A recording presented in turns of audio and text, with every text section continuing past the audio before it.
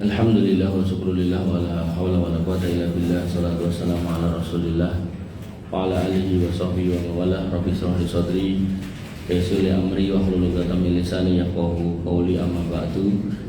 Bapak Ibu yang dirahmati Allah, alhamdulillah, puji syukur kita aturkan kehadirat Allah Subhanahu wa taala atas limpahan nikmat yang kita terima, nikmat iman Islam tentunya. Dan itu harus diiringi dengan ketakwaan, dan takwa di atas ilmu. Dan sebagaimana yang saya sampaikan pada pertemuan yang lalu, bahasanya kita akan membahas tentang kurban, yang mana Allah mengingatkan pada Quran surat Al-Hajj ayat 37, la yanalallaha luhumuha wa la dima'uha walakin yanaluhu taqwa minkum. Daging kurban dan darahnya sekali-kali tidak akan mencapai Allah. Artinya itu nanti tetap akan buat kita di dunia, tetapi yang nyampe adalah ketakwaannya. Makanya kurban harus di atas ketakwaan, dan takwa harus di atas ilmu. Dan ngapunten, di hampir semua masjid itu mesti ada dinamika tentang kurban. Ada yang berpendapat A dan B, dan karena nggak ditengahi bertahun-tahun itu selalu berulang. Dan bahkan ada seorang sahibul kurban yang kemudian dia sudah berkurban, tapi kemudian dia punya istri, yang istrinya kerja di sekolahan yang tidak memungut biaya, alias sekolahan anak-anak tidak mampu.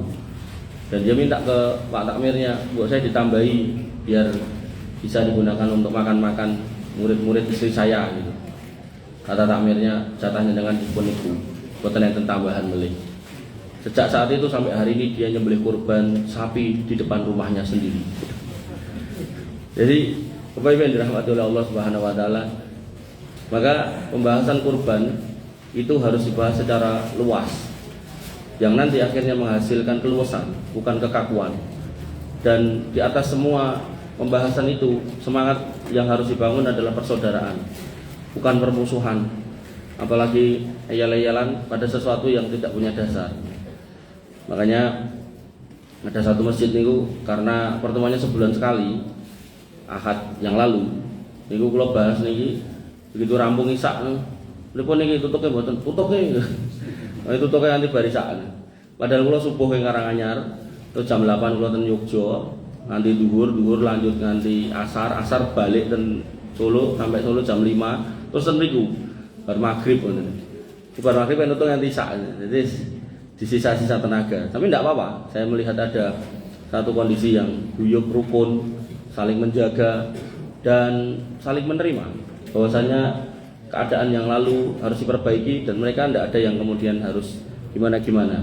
Tapi ada juga masjid yang lucu, begitu udah dibahas detail, nanti terakhir salah satu kiainya di situ bilang, "Mas, gandeng ya Mas, awake dhewe iki ning masjid kene iki wis rapat takmir wingi." Gitu kan. Nah, apa sing mbok omongke kuwi mau materimu ku mau dipraktekke tahun ngarep wae, ora saiki. Nggih enten biasa ngoten niku. Dadi memang warnanya warna-warni luar biasa. Makanya Bapak Ibu yang dirahmati oleh Allah Subhanahu wa taala, ini tidak dalam rangka menyalahkan siapapun, tapi lebih kepada untuk mengkoreksi bareng-bareng. Karena sekali lagi kurban itu soal takwa. Bukan soal gimana-gimana, tapi soal takwa. Nah, takwa di atas ilmu, dan kita coba sampaikan. Makanya saya berharap pertanyaannya itu datang dulu baru saya susun. Nah, iki wae kula lajeng lenggah mriki kula ningali WA-ne Pak Darto, wih pertanyaan meneh 10 meneh gitu. Artinya itu mungkin saya bahas minggu depan, mudah-mudahan masih bisa. Bapak Ibu yang dirahmati oleh Allah Subhanahu wa taala. Pertanyaan yang pertama, nggih. Bagaimana hukumnya berkurban untuk orang tua yang sudah meninggal? Padahal beliau tidak ada wasiat untuk berkurban, tetapi sebelum meninggal selalu melaksanakan kurban setiap tahun. Apakah anak-anaknya wajib berkurban atas nama beliau?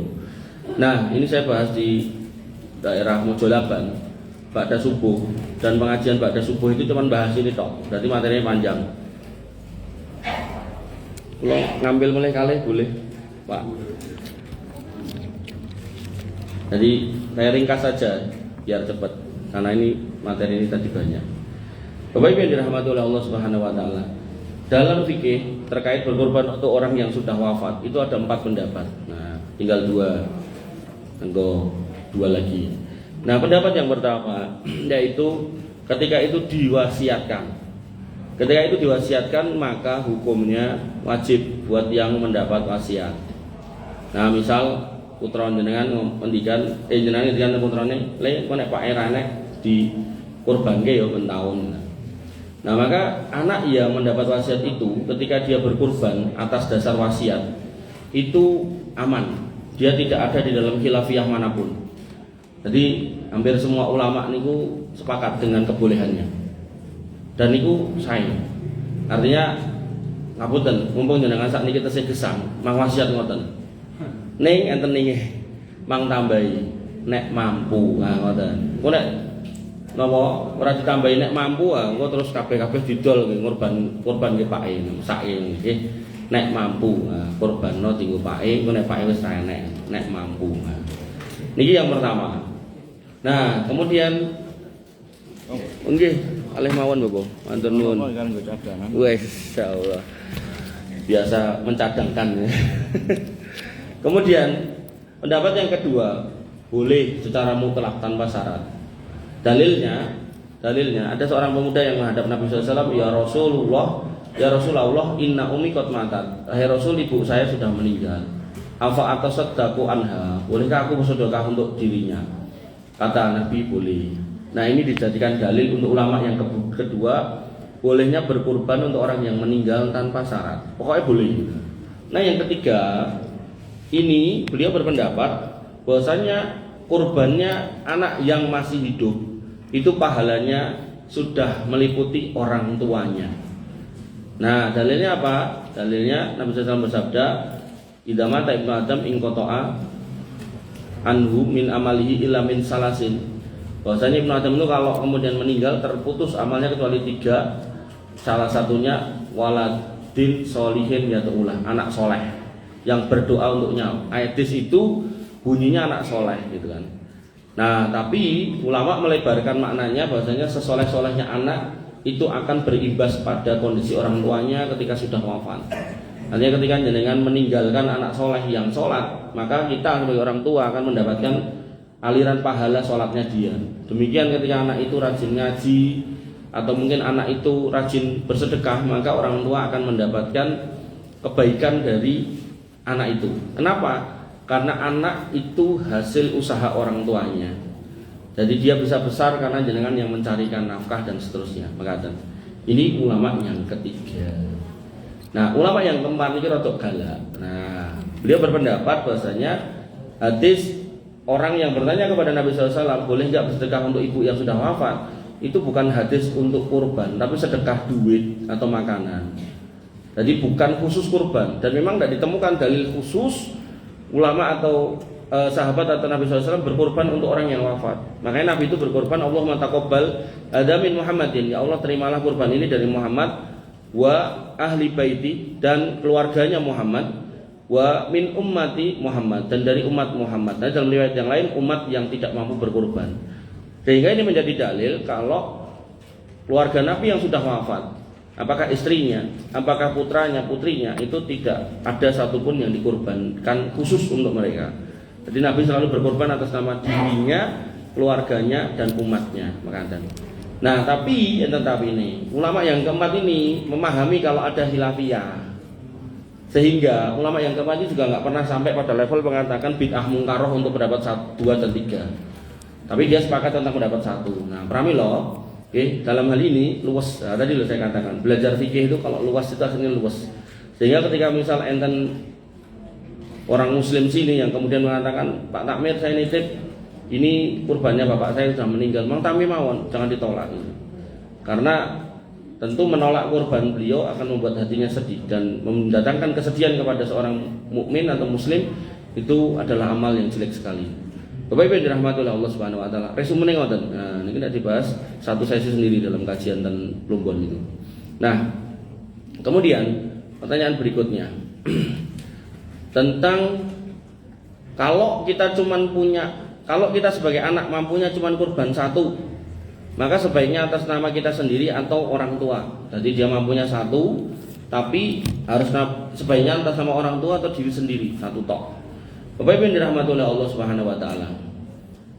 Allah Subhanahu wa taala menyebutkan pada Quran surat Al-Hajj yang tadi saya singgung, la yanalallahu luhumuha wala dima'uha walakin yanaluhu taqwa minkum. Bahwasanya tidak akan sampai kepada Allah daging dan darahnya, tapi yang nyampe itu takwanya. Nah, bentuk ketakwaan dalam kurban singkatnya itu adalah seorang muslim melihat disembelihnya binatangnya, tertumpahnya darahnya, diucapkan nama Allah pada hari itu. Nah, sehingga tentu ketika adanya cuma satu, dia nggak mampu lagi untuk beli yang kedua, maka idealnya itu kurban untuk anak yang hidup saja, atas nama anak yang hidup, yang insya Allah nanti berlanjut kepada orang tuanya. Ngoten. Nek punyanya cuma satu dan satu-satunya itu. Dan bahkan ketika yang mampu beli itu adalah istrinya, niki nggih saran saya, sebaiknya diserahkan kepada kepala keluarganya dan kemudian diantarkan ke masjid dan nanti disembelih atas nama kepala keluarga dan keluarganya. Jadi jangan kemudian atas nama istrinya.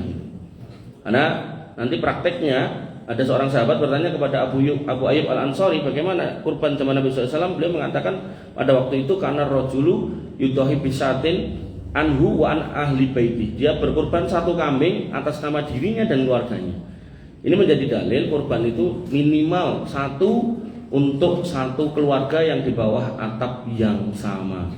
Dan ketika syariat ini dilaksanakan, insya Allah guyub rukun. Jadi ketika suami tiba-tiba istrinya yang kaya datang, mas ini kurbanan yang masjid ini atas nama jenengan, tentu suaminya tambah cinta, tambah seneng. Tapi sebaliknya cobi, ketika seorang istri dengan ngapunten, dengan egonya, dia bener ikut duitnya dewi, terus mangkat, mas tolong kayak masjid atas namaku loh, ujo atas namamu. Yo tak terke. Ning kok nek entuk daging yo entekno dhewe gitu. Nah, maka hal-hal seperti ini cobi dicerna. Syariat gitu ketika diaplikasikan itu insya Allah akan menghasilkan adem ayam tentram, tidak mungkin geger rusak, tidak mungkin. Bapak Ibu yang dirahmati oleh Allah Subhanahu wa taala. Kemudian pertanyaan berikutnya, bagaimana dengan kurbannya orang non muslim? Nah, karena ada orang non muslim yang menitipkan kurban ke masjid. Nah, sekali lagi ini pertanyaan yang datang dari masjid ini. Dan jangan tidak usah berpikir iki sapa sing ngirim WA atau iki kok dadak tekok kuwi, mboten usah. Justru yang harus dipikir, ini kalau memang menjadi pertanyaan berarti ini sesuatu yang harus dibahas, diselesaikan. Agar kemudian lirafil khilaf, agar khilaf di antara kita di tempat ini itu bisa terangkat dan panjenengan itu menjalani kesana itu tenang itu. Nah, orang bertakwa itu harus tenang di atas ilmu.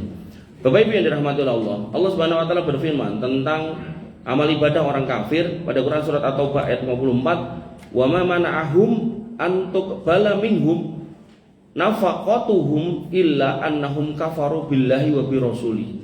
Maka tidak ada yang menghalangi mereka untuk diterima dari mereka infaknya, melainkan semata-mata karena mereka itu kufur kepada Allah dan Rasulnya.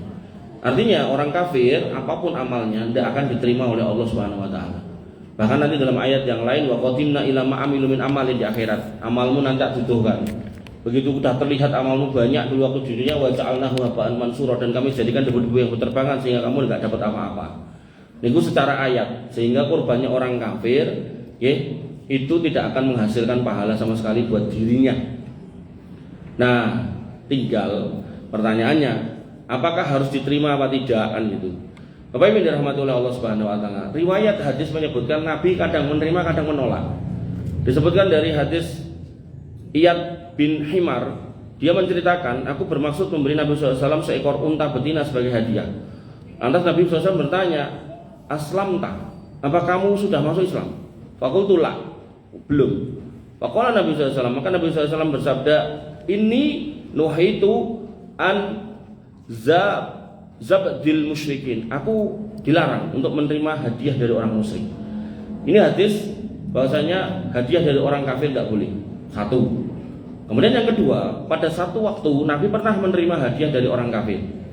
Hadis dari Abu Humaid As-Sa'di radhiyallahu anhu, beliau mengatakan, Ghazawna ma'an Nabi sallallahu alaihi wasallam, kami pernah berperang bersama dengan Nabi sallallahu alaihi wasallam, Tabuka, di Tabuk, perang Tabuk, wa ahda maliku Ailah lin Nabi sallallahu alaihi wasallam baghlatan bayda, dan Raja Ailah, satu kota, satu negeri Ailah, memberikan hadiah berupa baghlah, bigol. Bigol itu peranakan keledai sama kuda yang kawin, akhirnya keluar makhluk ya, namanya bigol. Jadi kayak keledai rada gede sithik ya gitu.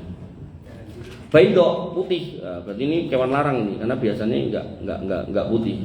Wa kasahu burdan dan dikasih kain penutup. Wa katabalahu bi bahrihim, dan sang raja juga menulis surat untuk Nabi SAW. Ini menjadi dalil kalau Nabi menerima hadiah. Nanti dalam riwayat Nabi diracun oleh wanita Yahudi, Nabi diundang makan kambing guling, dan Nabi mengajak sejumlah sahabatnya, dan kemudian pas Nabi menggigit pahanya, karena Nabi paling senang itu paha dari kambing itu. Jadi nggak cuma paha ayam, paha kambing. Nah, si paha ini ngomong, "Nek aku enek racun nih." Di situ kemudian Nabi mengangkat si paha ini dan mengatakan, "Ini ada racunnya." Nah, dilalah mungkin ada sahabat yang makan lama nggak makan kambing, makannya bleb. Begitu dengar itu langsung meninggal. Sedangkan beliau akhirnya sakit, dan sakitnya itu lama, dan akhirnya mengantarkan beliau pada wafat, dan beliau sempat mengatakan termasuk salah satu sebab wafatku ini adalah sisa racun dari wanita Yahudi itu. Ini menjadi dalil bolehnya menerima hadiah dari orang non muslim. Nah, ada larangan, ada kebolehan. Nah, ulama berkompromi bagaimana memahami dua hadis yang seolah bertentangan. Maka disimpulkan, Ibnu Abdul Bar menjelaskan bahwa maksud hadis Nabi menerima hadiah dari non muslim adalah dalam rangka mengambil simpatinya agar tidak lari dari Islam. Artinya kalau ada tujuan itu, panjenengan misal mau mendekatkan orang itu ke Islam, lalu beliau kok mulai mendekat tapi dengan cara tak melu korban, ini bang tambi betul nopo. Dengan cara sing boleh jenengan gitu. Bukan dia, jenengan. Nah, tapi kalau konteksnya memberi itu, memberi apapun itu, konteksnya agar nanti jenengan juga agar terlibat di kegiatan dia, maka hadiah yang seperti itu sebaiknya ditolak. Kowe tak kayak iki, nek pas Natalan kowe kayak ono aku, kayak gitu, tidak boleh. Monggo, artinya ini kondisi yang memang harus dipertimbangkan. Apa yang terjadi dalam dinamika yang terjadi di sini, yang mana ya monggo. Artinya kalau memang itu satu keadaan dia kalau ngasih itu tidak ada ngaruh apapun ke kita dan dia nggak minta apapun ke kita, ya nanti nggak apa-apa. Nah, tapi kalau kemudian dia mempersyaratkan, ning kono aku ana acara nek utusanmu sing ngono lho, wakile takmir lah pokoknya. Nah, enten ngoten niku mending mboten usah ditampi. Bapak Ibu dirahmati oleh Allah Subhanahu wa taala. Pertanyaan berikutnya, bolehkah kurban gabungan kurang dari 7? Kurang dari 7. Diriwayatkan dari Jabir bin Abdullah radhiyallahu anhu, beliau berkata, "Naharna ma'a Rasulullah sallallahu alaihi wasallam amal Hudaybiyah." Kami dulu pernah berkurban pada tahun Hudaybiyah al-badnah, seekor unta. An sab'atin, dan itu patungan 7 orang. Wal baqarata an sab'atin, dan sapi juga patungan 7 orang. Nah, Imam Syafi'i dalam kitab Al-Um beliau mengatakan wa idza kanu aqalla min sab'atin ajza'at anhum. Kalau misal jumlah yang patungan kurang dari 7, maka mereka semua mendapatkan pahala. Dan tentu kurang dari 7 pahalanya lebih utama daripada 7. Ning enten meleh. Yang sudah 7 jangan di neko-neko, mengenten piyai niku pun 7, Pak. 1 2 3 4, oh bener. Enten tambahane. Pas. Pas cadangane. 4 5 6 7. Dia orang ke-7. Wonten niku niki pun oke, niki mlipir golek kanca. Terus ngomong karo kancane niku, "Bro, gandeng aku wis tuwek, untukku kes sing protol. Ngomongnya sapi jatahe 5 kilo. Aku ora butuh 5 kilo, paling lurus 2 kilo wis rantek niku. Patungan yo karo aku." Jadi dipatungke melih. Nah, ini enggak boleh. Enggak boleh yang kayak gini. Hati-hati jangan sampai kayak gini. Makanya dengan kita bareng-bareng gini, ngapunten, mungkin ada yang niatan kayak gitu atau pernah melakukan itu diam-diam. Nah, niku ittaqullah, bertakwalah pada Allah. Jangan kayak gitu. Ngoten nggih. Nah, Bapak Ibu yang dirahmati oleh Allah Subhanahu wa taala. Lah, mengke enten melih. Enten melih. Sapi ini beberapa ekor di masjid. Nah, turah di sini, kurang di sini, terus disubsidi silang. Niku nggih enggak boleh. Nah, yang boleh gimana? Yang boleh ya sahibul kurban di situ kalau emang kurang ya kan nambah. Ini kurang 500. Ya udah sahibul kurbannya orang 7 itu suruh nambah. Apakah mau nambahi 1 orang atau 2 orang silakan. Atau mau didumrotong ya lebih baik. Jadi nggak boleh langsung disubsidi silang, nonton itu nggak boleh. Jadi lebihan-lebihan itu dikeluarkan sebagai operasional, bukan disubsidi silangan. Nonton ya. Jadi kalaupun memang kurang di situ segera dikontak. Lah kok misal takmire atau yang diamanahi untuk beli gawa duit, artinya duit dia sendiri. Terus tak talang isik engko aku njuk ijol, itu enggak apa-apa. Termasuk turahannya ini ditalangkan dulu ning nanti njaluk ijol enggak apa-apa. Yang nggak boleh itu nek langsung ditalangi terus nggak ada omongan ngerti-ngerti pokoknya sento lah kurang apa ora? Ya kene mau kurang ngono turah tak sweetke itu. Nek daerah tertentu namanya tak ika-ikokke ya, itu ndak boleh. Ngoten niku nggih. Bapak Ibu yang dirahmati oleh Allah Subhanahu wa taala. Lalu pertanyaan berikutnya, bagaimana dengan hukum korban online? Nah, pertanyaan yang sama, gak cuma korban online, tapi korban saya kirim keluar kota atau keluar negeri atau mungkin keluar angkasa barangkali. Nah, saya pernah ditanya, dan ini pertanyaan juga dari sini, saya pernah ditanya. Jadi beliau kemudian bertanya ke saya, Mas, saya itu korban itu selalu tak kirim keluar kota melalui yayasan ini gitu. Nah, gimana boleh enggak? Maka Bapak Ibu saya dirahmati oleh Allah Subhanahu wa taala, saya tanya ini. Lah jenengan melakukan itu tiap tahun apa enggak? Terus beliau mengatakan tiap tahun. Tiap tahun, enggak ada jedanya. Iya. Pertanyaan berikutnya, lah jenengan memakan daging kurban enggak tiap tahun? Nggih makan. Dah saking pundi? Yo, dum-dumane masjid. Nah, yang seperti ini kurang utama. Kenapa? Nah, kenapa? Tadi sudah saya singgung di depan. Disebutkan oleh Allah tadi Quran surat Al-Hajj ayat 37 la yanalallaha luhumuha wala dima'uha walakin yanaluhu taqwa. Allah tidak menerima daging dan darah dari kurbanmu loh.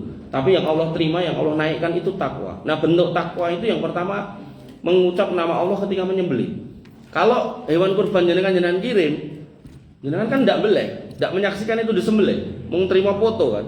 Bagaimana jenengan kemudian disebut nama jenengan Bismillahi Allahu Akbar Allahumma taqabbal hadamin John wa ahli baiti, gimana? Jenengan nggak dengar toh itu. Artinya secara sunnah jenengan nggak dapat di situ. Kemudian yang kedua, menyembelih hewan kurban sendiri atau turut menyaksikan penyembelihan itu juga sunnah dan jenengan juga nggak menyaksikan, cuma untuk foto.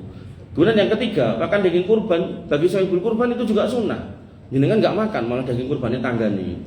Niku nek cara basa Jawa niku ya apa ya ra isin kan gitu. Nek kula isin. Nah, yang keempat, bahkan jenengan sebagai sahibul kurban jenengan nggak tahu itu jane disembelih kapan. Nek fotone aku yakin dikirim antara tanggal 10 sampai 13. Tapi praktek realnya kan jenengan nggak tahu. Loh berarti sudah Mas nggih boten, justru jenengan juga harus memastikan itu baik dan benar gitu. Makanya pemilihan yayasan juga harus tepat. Nah, tapi bukan berarti itu tidak boleh. Boleh. Jawabannya hampir sama kayak anak yang mau kurban buat orang tuanya udah meninggal tadi loh. Belinya dua Pak. Satu taruh di kampungnya, nah satu dikirim kemana terserah jenengan. Makanya nanti ada jamaah kajian dan solo yang gede banget jamaah kayak banget niku bertanya kepada ustadznya pada zaman itu, ustadznya udah meninggal ya, semoga Allah mengampuni beliau, merahmati kubur beliau.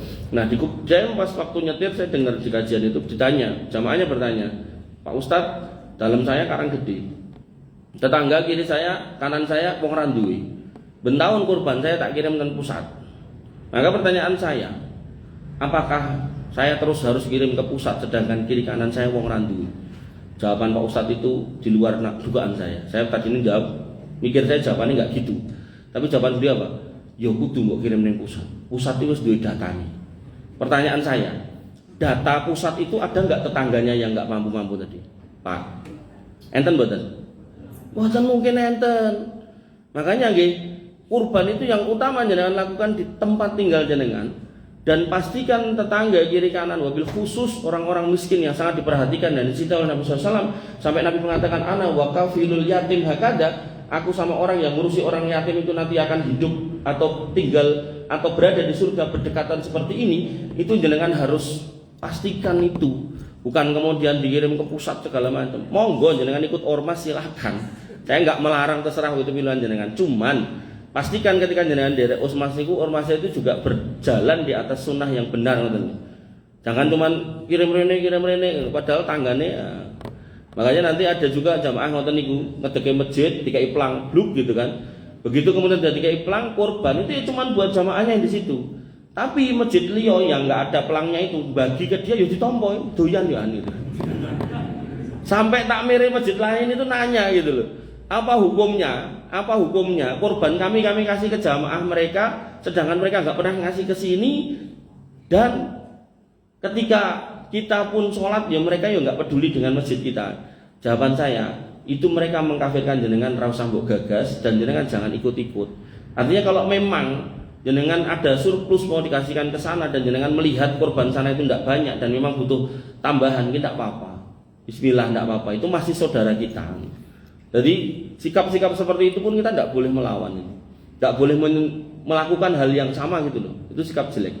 Bahkan mereka itu saking parahnya itu, jadi mengidentifikasi ormas-ormas atau organisasi itu benar apa salah itu mudah. Sampai mereka itu berfatwa atau nek urusan ngekei imamnya setiap bulan itu 10%, itu kan dihukumi wajib. Mbok ngulung sampahnya pokoknya kudu disisihke dari sampahnya itu 10%. Duitnya maksudnya. Nah, imamnya kayak sampah lah emoh gitu kan. Nah, tapi kurban itu fix dihukumi sunnah. Sunnah dan sunnah yang bisa diremehkan. Caranya gimana? Ketika jamaahnya dan didit itu iuran 100, sak yuto 700 itu boleh. Sehingga nanti terkumpul orang 15, orang 16 beli sapi satu itu tidak ada masalah. Bahkan ketika ngantri di jagalan, saya datang pertama bawa sapi satu, dia datang nggak bawa sapi 6 dari kantor pusatnya di Banjarsari niku. Banjarsari bener nggih? Nah, niku yo wani nyuap tukang jagal niku per ekor 300. Coba wegah ngantri, padahal ngantrine paling mung 1 atau 2. Pilih dhisike dheke nggo 6, tapi nambahi bayar per ekor 300. Luar biasa. Artinya yang kayak gitu-gitu nggih harusnya kita mengidentifikasi ini ra bener. Ra bener itu maksudnya jangan sampai ngenan masuk ke gitu-gitu. Termasuk kayak di Jogja itu yang selalu contohkan ya. Angger Idul Fitri Idul Adha mesti ndisi ini orang mau kacek sedina, so 3 dina petang dina. Tekoki, "Mbah kok jenengan ndisi?" Aku nelpon Gusti Allah ngono. Ngoten niku jamaah nggih kathah kula naudzubillah ya Allah mesake. Kula nganti bingung iki mau pengen ngandani itu piye carane gitu kan. Makanya kula paling mboten mengandani ku angkusakum mbak alikum naro saya kandani diri saya, keluarga saya dan yang dekat dengan saya otomatis ya panjenengan di sini. Artinya kalau ada yang derek-derek kayak gitu dan kemudian udah teridentifikasi ada hal-hal yang aneh itu dijauh-jauhi aja. Mengaitan oleh ustadz yang saya ditanya ibu-ibu yang sudah sepuh di pengajian, ibu-ibu yang sudah pada sepuh juga ditanya, "Ustadz apa hukumnya nonton film porno?" Ya nggak boleh toh Bu. Soalnya ada ustadz yang ngomong karena sudah tua itu gairah menurun, biar menaikkan gairah bisa nonton film porno. Nek enten ngono kuwi ustadz aja diundang meneh aku bilang. Terus nek jenengan sing diundang rasah teko nek ustadz niku. Ngoten, luar biasa sak niku orang ngomong aneh-aneh. Bapak Ibu yang dirahmati oleh Allah Subhanahu wa taala, iki bener-bener hari itu zaman fitnah dan Anda harus hati-hati. Nah, pertanyaan berikutnya, pembelian sapi kan tidak sama, iurannya tidak sama. Apa hal ini menjadi persoalan? Bapak Ibu yang dirahmati oleh Allah Subhanahu wa taala. Tadi riwayat Jabir mengatakan kami berkorban pada zaman Nabi SAW pada tahun Hudaybiyah itu al-badnata an sab'atin, 7 patungannya untuk unta, wal baqarata an sab'atin, sapi juga 7. Nah, apakah 7 ini harus sama? Nah, sayang 1000 sayang. Saya mencari jawaban yang berbeda, ternyata tidak ketemu. Yang ketemunya itu justru sama semua. Saya Muhammad Sholih Al-Munajjid, beliau masih hidup. Beliau berkata, ketika ditanya bolehkah sak patungan sepertujuh tapi nggak sama, beliau menjawab tidak boleh, harus sama. Kemudian Syekh Utsaimin dalam Rosail Fiqhiyah beliau juga ditanya apakah harus sama, beliau juga menjawab harus sama, tidak boleh nggak sama. Dan tadi ada Imam Nawawi kalau nggak salah juga sama, harus sama. Makanya usahakan harus sama. Sama niku di kelompok niku. Artinya ngeten, ketika sapinya ada 3. Nah, niki jenengan di sini misal 3,5 ya 3,5 semua. Nah, di sini ada pinten niku 4 juta ya 4 juta semua. Di sini 4.500.000 4.500.000. Jadi jangan sampai beda-beda. Nah, maka nanti nek turah, nah itu tinggal kesepakatan. Turahnya mau dikembalikan ke sahibul kurban atau jadikan operasional. Nek saran saya operasional lebih aman. Karena memang dibutuhkan operasional. Bapak Ibu yang dirahmati oleh Allah Subhanahu wa taala. Kemudian bagaimana kalau kemudian waktu iuran ada yang belum lunas, tapi ada yang mau nalangi dulu? Berarti kan jatuhnya salah satu pihaknya ini ngutang. Boleh apa enggak? Bapak Ibu yang dirahmati oleh Allah Subhanahu wa taala. Al-Imam Sufyan Ats-Tsauri yang dijuluki Imam Ahlul Hadis pada zaman itu, Amirul Mukminin fil Hadis. Jadi beliau menghafal hadis pada waktu itu, orang yang paling banyak menghafal hadis sehingga menjadi rujukan orang pada waktu itu. Sampai pada waktu itu sempat muncul madhab Ats-Tsauri. Beliau mengatakan zaman dulu ada namanya Abu Hatim. Beliau pernah mencari utangan Abu Hatim ini, dan beliau pun menggiring unta untuk disembelih. Tadi baru golek utangan, gak lama dia menggiring unta. Unta yang digiring itu kemudian ditanyakan oleh temannya, apa betul engkau tuh nyari utangan dan telah menggiring unta untuk disembelih? Artinya iki apa unta ling mengutang? Nah, Abu Hatim menjawab, aku mendengar firman Allah, lakum fiha khair, pada Quran surat Al-Hajj ayat 36. Kamu akan memperoleh kebaikan yang banyak pada kurban itu. Dan ini menjadi dalil bolehnya ngutang untuk kurban dengan catatan ada jagan. Nah ini dulu. Artinya misal nih, kurban misal adalah ini jatuh di awal bulan. Misal jenengan yang pegawai, jenengan pun punya proyeksi nek nggo tuku wedhus iso dibayar atau tuku sapi bisa buat bayar. Tapi karena kurbannya akhir bulan mungkin belum gajian. Dan jenengan punya jagan nanti awal bulan. Nah, jenengan boleh nyari pinjaman untuk mengejar kebaikan hari kurban itu yang cuma 4 hari. 10, 11, 12, 13. Nah, jadi kalau memang ada jagannya silakan. Tapi kalau nggak ada jagannya, nggak ada yang bisa buat bayar, maka sebaiknya jangan. Bapak Ibu yang dirahmati oleh Allah Subhanahu Wa Taala. Kemudian pertanyaan berikutnya, intinya.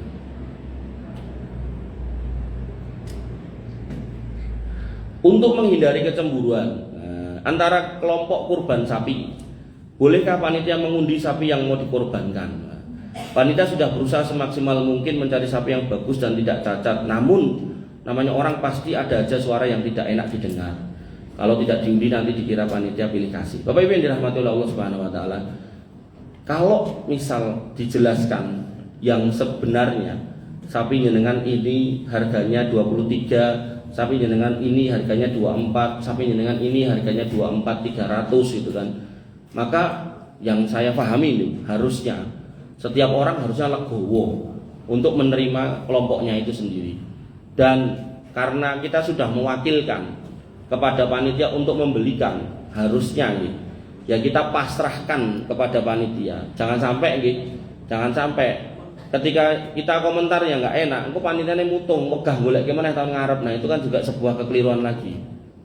Oleh karena itu maka Bapak Ibu yang dirahmati oleh Allah Subhanahu Wa Taala, sebagai seorang panitia yang dititipi untuk membeli binatang ini, belilah semaksimal mungkin harga itu. Kemudian kok akhirnya dapat berbeda-beda, ya sebagai orang yang berkurban. Jadi ini kan dua belah pihak saya coba untuk menyampaikan ya. Sebagai pihak yang berkurban karena jenengan sudah nitip, ya bismillah ndak apa-apa, itu dengan terima. Ngoten. Jadi jangan kemudian barang itu saya dikomplain, mesak gitu kan. Mesak gitu. Dan dulu pernah, mungkin saya sudah cerita di beberapa masjid itu kan. Dulu pernah iuran itu mepet. Waktu itu iuran sapi itu 2 juta, 2 kali 7 14. Terus para sohibul kurban atau takmirnya pengennya dapat lanang gede, umur tur murah. Dan itu ndak ada, apalagi belinya mepet dan nyarinya di pasar, ndak ada. Biasanya yang kayak gitu tuh di peternak. Itu pun juga rongkaron murah, Pak. Makanya yang terjadi akhirnya beliau ini karena ndak punya ilmu atau waktu itu beliau belum dapat ilmu, maka beliau ngelirik praktek orang-orang LDI sama MTA. Nah, mereka menyiasati. Jadi dalam konteks kurban niku yang wajib pertama tidak boleh ada cacat yang 4 niku, buta, pincang, sakit. Kemudian satu lagi napa?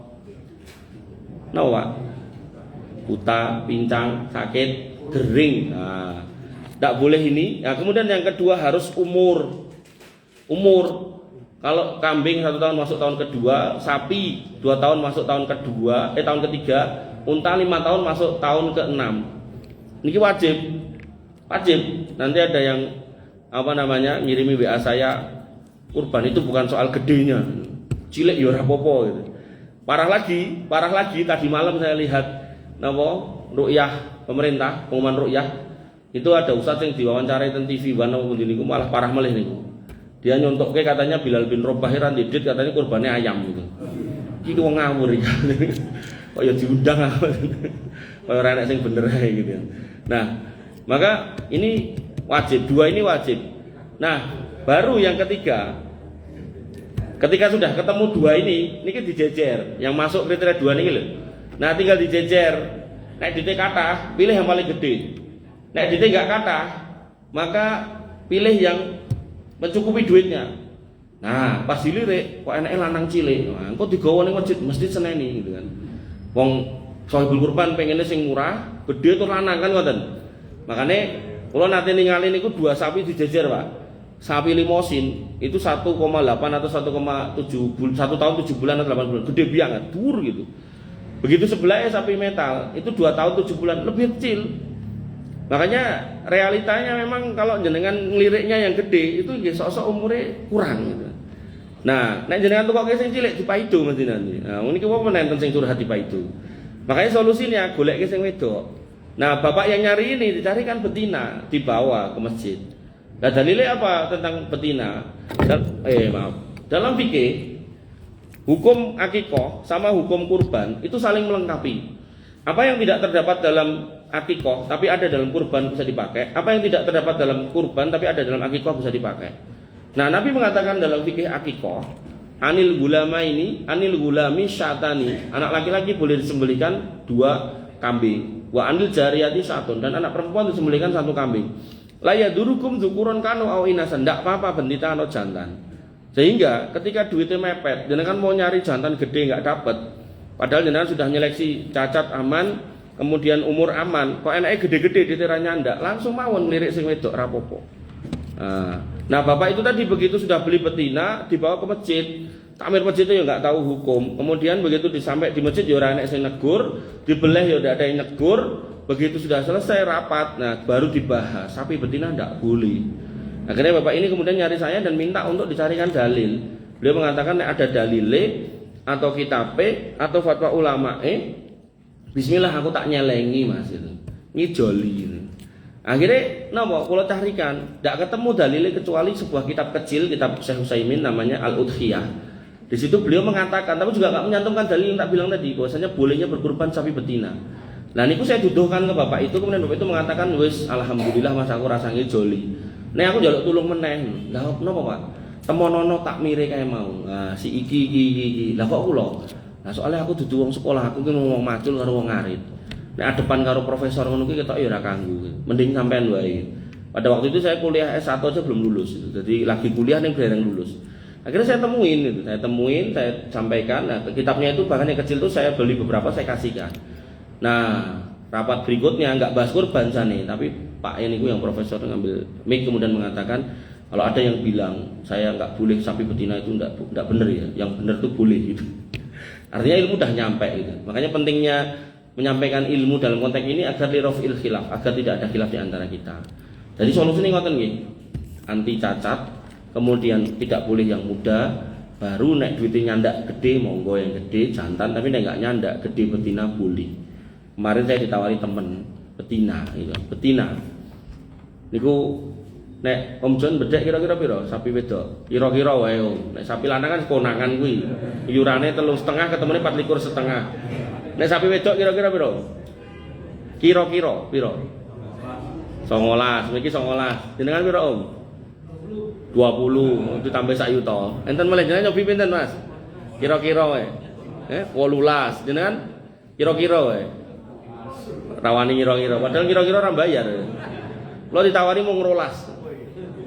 Tak es tuh. Artinya nek jenengan duit 30 yuta apa 21 yuta tuh kayak sapi wedok dhewe banget. Dan ya, jadi solusi. Artinya nanti nek jenengan niku beleh, ada anaknya, sembilan induknya berlaku untuk anaknya. Anaknya hidup tapi nggak gerak, itu langsung dibedeti aja nggak apa-apa, malah jadi balibul asli. Ya. Tapi nek ubah dibeleh lagi. Ngoten nggih. Kemudian apa betul setelah terdaftar sebagai calon berkurban tidak boleh potong kuku, rambut dan seterusnya? Nggih, niki pun kula sampai ke satu masjid, terus takmire ora trimo kali kula nyampe iki. Terus dikirimi kula video. Enek wae. Nah, Nabi SAW bersabda, "Man kana lahu dhibhun yadbahuhu fa idza uhilla hilalun dzilhijjah." Siapa yang sudah niat kurban dan bahkan sudah beli kurbannya atau sudah setor gampangane, dan dia lihat hilal Dzulhijjah, nek jenengan mirsani, jenengan enggak mirsani nek jenengan kan mireng nek diumumke ngoten to. Nah, sami mawon niku. Fala ya'khudanna min su'rihi wala min adfarihi sayan hatta yudhi. Jangan potong rambut, jangan potong kuku, jangan cabut bulu sampai kurbanmu dibeleh.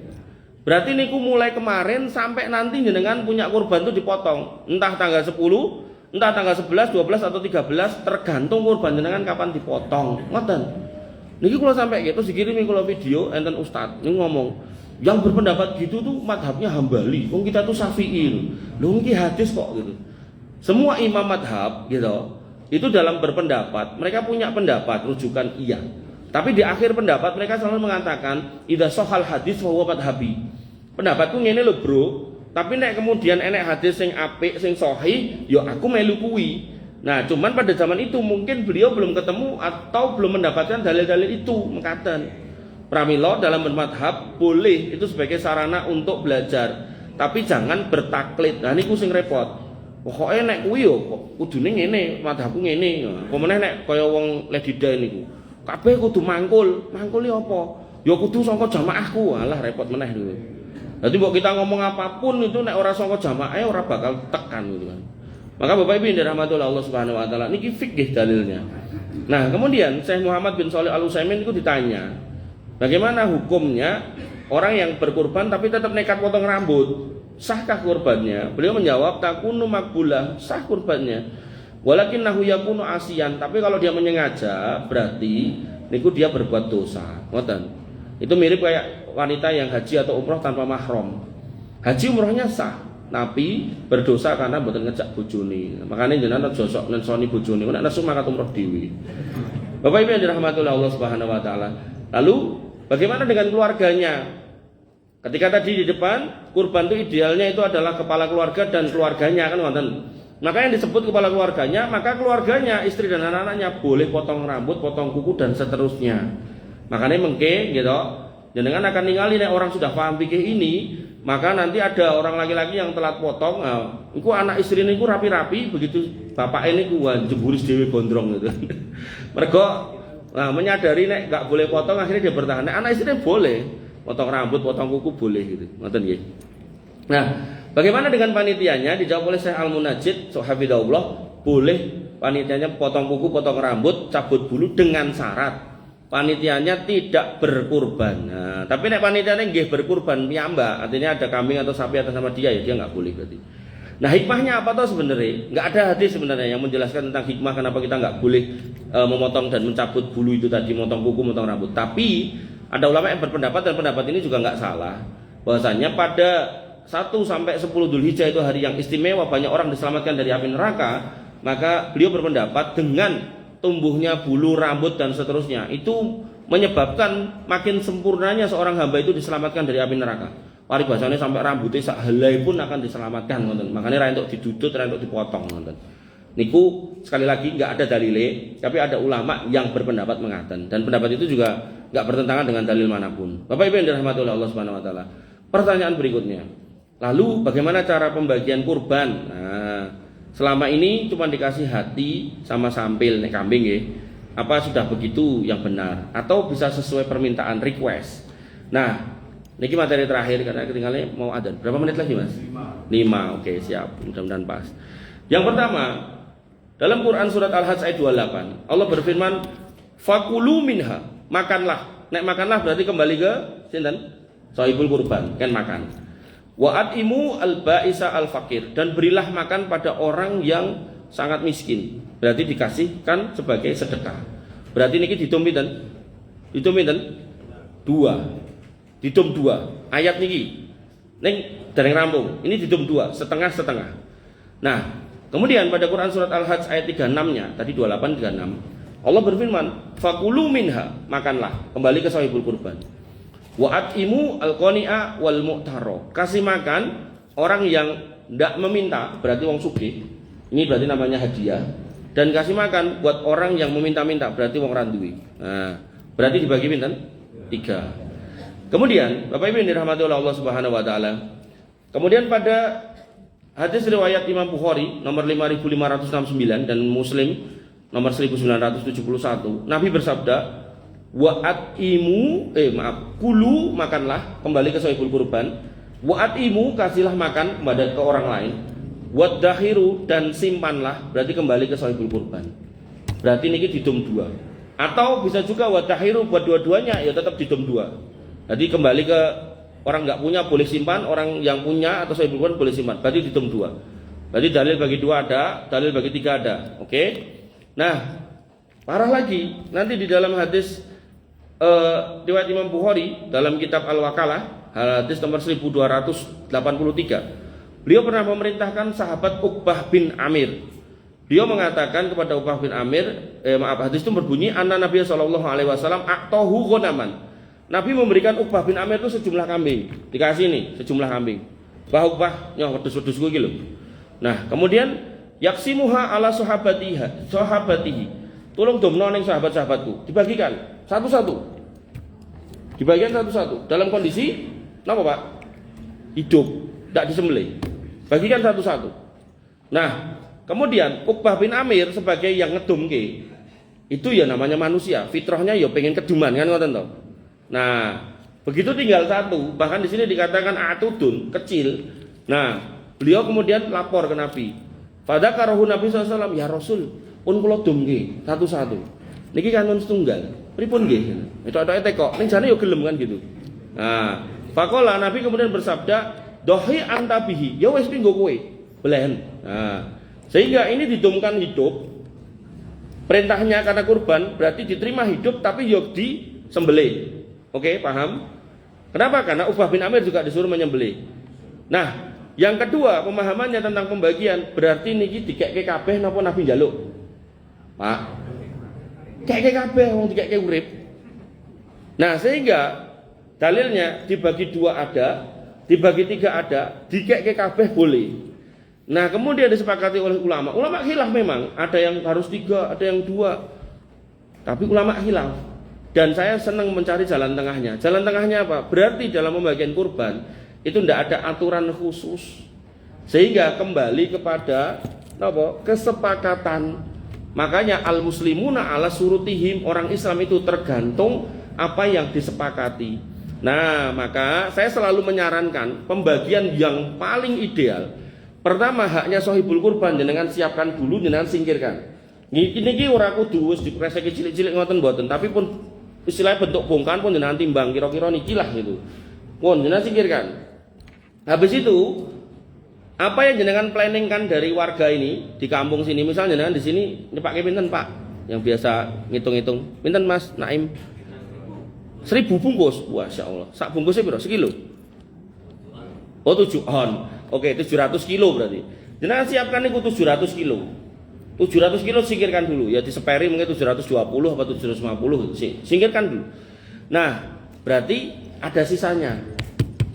Sisanya inilah yang jenengan fleksibel. Mau dimasak boleh.